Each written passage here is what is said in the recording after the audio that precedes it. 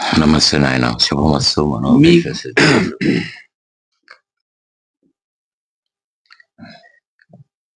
మీ గురించి, మీ గ్రంథం గురించి, ఈ వెబ్సైట్ గురించి చెప్పగలరు? నా పేరు పావులూరి శ్రీనివాసారి.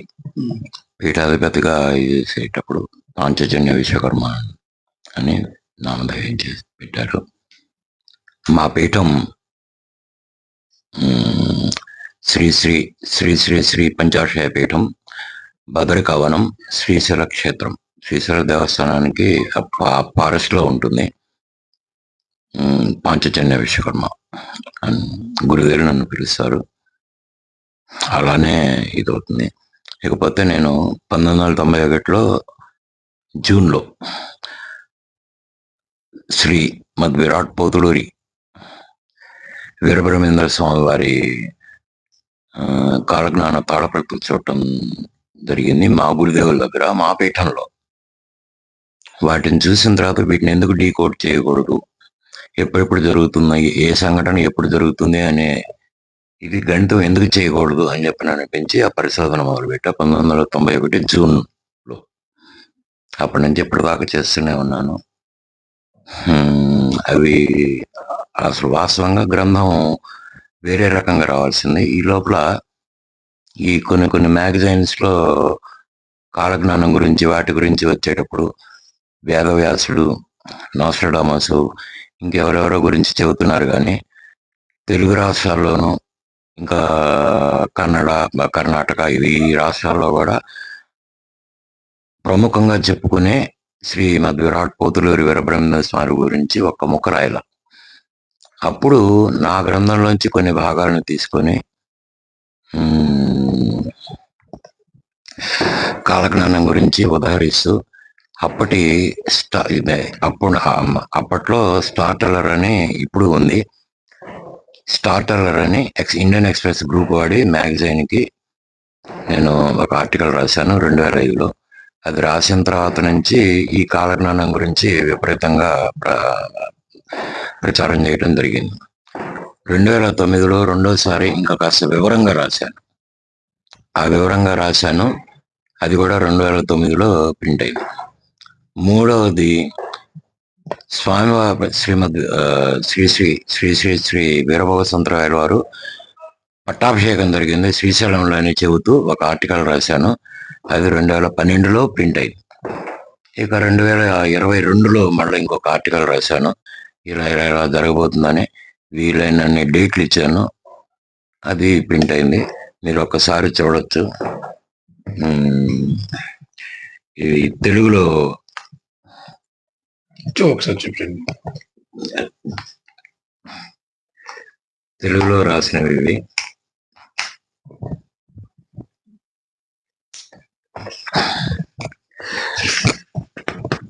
మొదటి ముద్రణ 2009లో జరిగింది. కొద్దిగా జూమ్ చేయండి.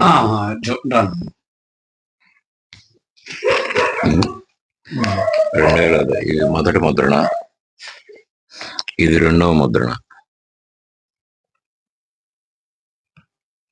ద్వితీయ ముద్రణ 2009 నవంబర్లో జరిగింది. ఇది మూడవ ముద్రణ 2009 డిసెంబర్లో జరిగింది.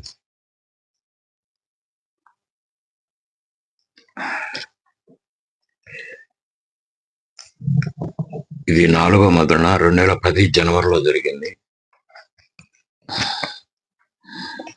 ఇది ఐదవ ముద్రణ 2010 ఫిబ్రవరిలో జరిగింది. ఇది ఆరవ ముద్రణ 2010 మేలో జరిగింది.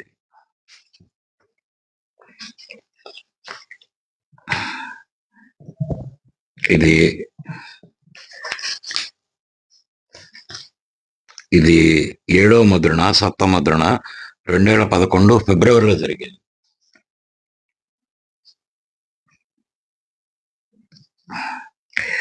ఇది ఎనిమిదవ ముద్రణ 2014 మేలో జరిగింది.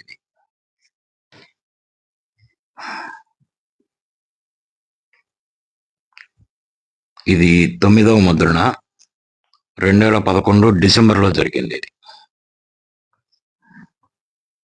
ఇది 10వ ముద్రణ సెప్టెంబర్ 2012లో జరిగింది. ఇది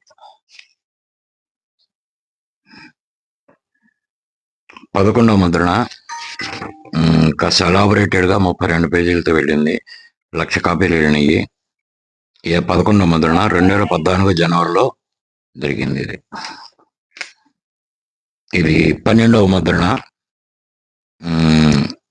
2022 ఆగస్టులో వెళ్ళింది. 13వ ముద్రణ తయారవుతున్నది. కొద్ది రోజుల్లోనే ఇచ్చేస్తాను.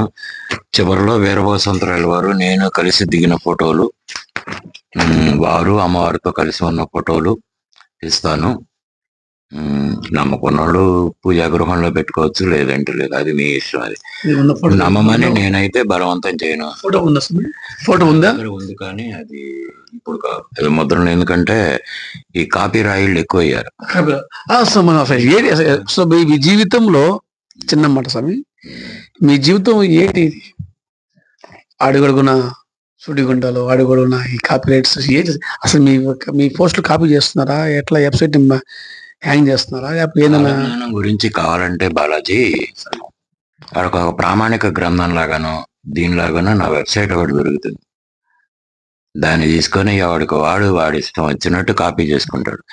కనీసం పలానా పావులూరు శ్రీనివాసాచారి పాంచజన్య విశ్వకర్మ పీఠాధిపతి ఫలానా శ్రీ శ్రీ శ్రీ శ్రీ శ్రీ పంచాక్షర పీఠాధిపతి వారి గ్రంథం నుంచో వెబ్సైట్ నుంచో మేము తీసుకుంటున్నాము అని చెప్పనని ఒక్క మొక్క ఇది చేయడు.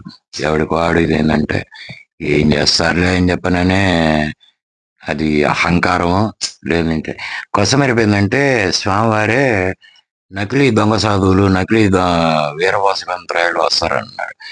ఈ నకిలీ రైటర్లు, నకిలీ రచయితలు వీళ్ళందరూ వచ్చి ఏం చేస్తారు, కానీ ఖచ్చితంగా వీళ్ళ స్వామివారు వీళ్ళ తాట ఒలుస్తాడు. మీరు అన్నట్టుగా యూట్యూబ్లలో వెబ్సైట్ లో మీ వెబ్సైట్లు ఉన్నాయి. చాలా మెయిన్ గా ఐకాన్ ఫ్యాక్స్ అనేవాడు నా దాన్ని యథాతథంగా కాపీ పెట్టాడు. ఐపాక్స్ అంటే ఇండియానా? ఐకాన్ ఫ్యాక్స్ అని మన తెలుగు వెబ్ ఛానల్ వాడు చేశాడు, చాలా మంది చేశారు. వీళ్ళతో కోర్టుకి వెళ్ళి చేయటం అని చెప్పారంటే స్వామివారికే వదిలేసాను నేను. ఎందుకంటే శిక్ష అనేది కరెక్ట్గా వేస్తాడే. అది సింపుల్ గా చెప్పాలంటే ఈ కోర్టులు సరిగ్గా శిక్షించలేవు. నేను పడ్డ మనోవేదనకి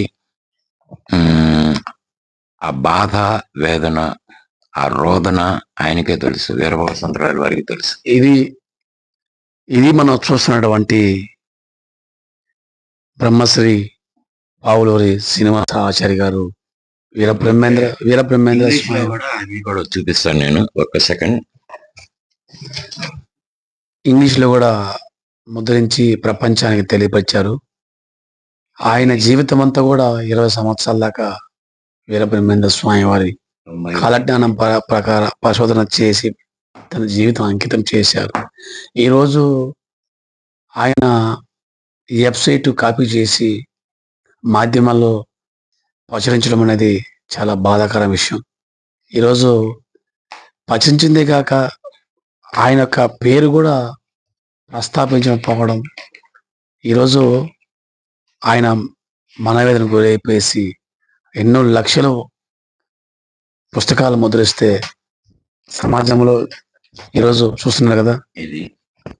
ఇది సెప్టెంబర్ ఇండియన్ ఎక్స్ప్రెస్ గ్రూప్ వాడి స్టార్టర్ అనే వేదిక్ జ్యోతిష్ మంత్రి. ఇది సెప్టెంబర్ 2005లో ప్రింట్ అయింది. సెప్టెంబర్ 2005 ఎడిషన్ ఇది.